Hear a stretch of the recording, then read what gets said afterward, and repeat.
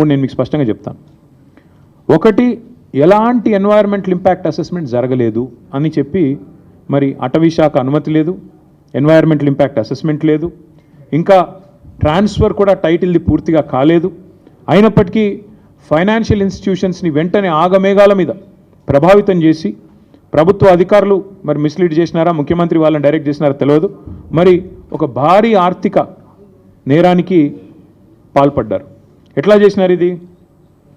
ముఖ్యమంత్రి గారికి ఒక బీజేపీ ఎంపీ పూర్తి స్థాయిలో వెనుక ఉండి సహకరించి ఒక బ్రోకర్ కంపెనీని తీసుకొచ్చారు. ఆ కంపెనీ పేరు trust investment advisors private limited అనే పేరుకు మర్చెంట్ బ్యాంకర్, బట్ చేసేది బ్రోకరేజ్. వారు ఈ కాన్సెప్ట్ వారికి చెప్పారు, మీకు ఎఫ్ఆర్బిఎంను బైపాస్ చేస్తూ మీకు డబ్బులు తెచ్చిస్తాము, మీరు దానికి గాను మాకు డబ్బులు ఇవ్వండి, ఆ తర్వాత మీ ఇష్టం ఉన్న వాళ్ళకు భూములు అమ్ముకోండి. ఇది ఓవరాల్గా స్కీమ్. దీనిలో అన్ని నిబంధనలు మొత్తం అన్ని చట్టాలు నిబంధనలు సుప్రీంకోర్టు తీర్పులు అన్నిటినీ తుంగలో దొక్కారు. ఆర్బీఐ గైడ్లైన్స్ను కూడా తుంగలో దొక్కారు. ఎట్లా? I will explain to you.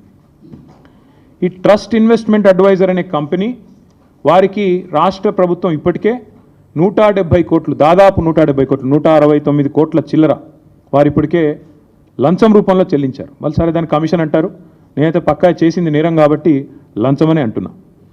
ఆ ట్రస్ట్ ఇన్వెస్ట్మెంట్ అడ్వైజర్ వాళ్ళు ఇంకొక ఫైనాన్షియల్ అడ్వైజరీ సర్వీసెస్ ఫామ్ని ముంగట పెట్టారు. బీకన్ ట్రస్టీషిప్ అనే కంపెనీని రంగంలో దించారు. ఇదంతా కూడా ఏంటంటే ఒక స్కీమ్ ప్రకారం. ఇక్కడ ఇంపార్టెంట్ పాయింట్, పేరుకు పోయిన సంవత్సరమే రాష్ట్ర ప్రభుత్వం మాకు సుప్రీంకోర్టు తీర్పు రాగానే ఈ భూమిని మేము 75 కోట్లు పర్ ఎకరం మేము టీజీఐఏసీకి బదలాయిస్తున్నామని చెప్పి ఒక జీవో ఇచ్చింది.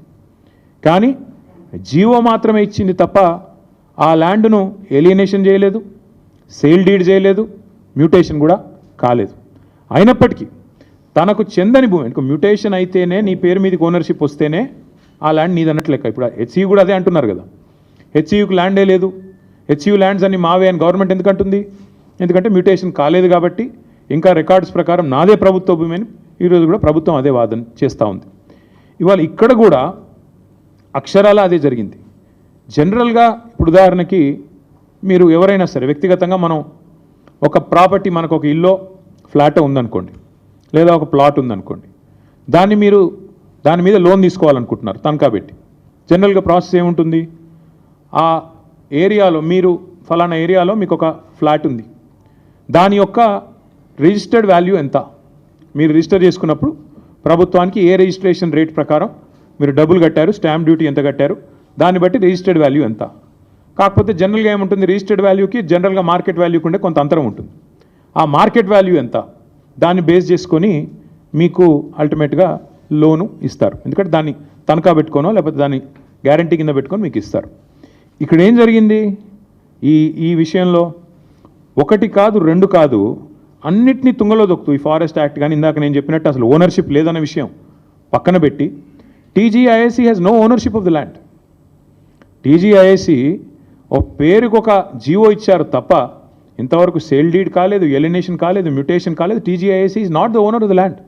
కానీ ఆ ల్యాండ్ను టీజీఐఏసీ, ఇక్కడ నేను ఊరికనేది మాట్లాడట్లేదు, this is the stamps and registrations department statement of encumbrance. ఏదైతే రేవంత్ రెడ్డి గారి ప్రభుత్వం ఈ భూములు తనకి కాకపోయినప్పటికీ ఏదైతే టీజీఐఏసీ ఆ బీకన్ అనే కంపెనీకి రాసిచ్చేసిందో దానికి సంబంధించిన వివరాలు, ఈసీ ఎన్కంబరెన్స్ మీరు కూడా దొరుకుతుంది, ఆన్లైన్ వెతికితే మీకు కూడా వెంటనే దొరుకుతుంది.